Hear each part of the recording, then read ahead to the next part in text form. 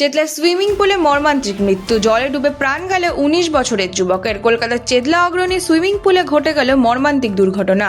সাঁতার কাটতে নেমে জলে ডুবে মৃত্যু হলো এক ১৯ বছরের যুবকের। প্রত্যক্ষদর্শীরা জানান, সাঁতার কাটার সময় আচমকা জলের তলায় তলিয়ে যান তিনি।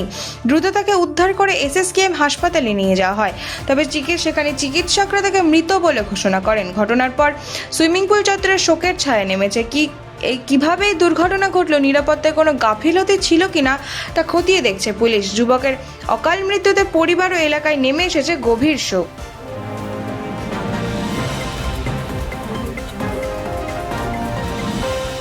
সুরাবর্দী অ্যাভিনিউ এখন গোপাল মুখার্জি রোড। পশ্চিমবঙ্গ দিবসে বড় সিদ্ধান্ত। পশ্চিমবঙ্গ দিবসের আবহে কলকাতার পার্ক সার্কাস এলাকায় ঐতিহাসিক নাম পরিবর্তনের সিদ্ধান্ত। সুরাবর্দী অ্যাভিনিউর নাম বদল করে রাখা হয়েছে গোপাল মুখার্জি রোড। রাজ্য সরকারের এই সিদ্ধান্তকে ঘিরে রাজনৈতিক সামাজিক মহলে শুরু হয়েছে জোর আলোচনা।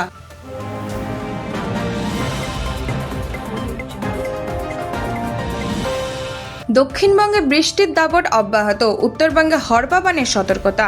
আজও দক্ষিণবঙ্গের একাধিক জেলায় দফায় দফায় প্রবল বৃষ্টির পূর্বাভাস দিয়েছে আবহাওয়া দফতর।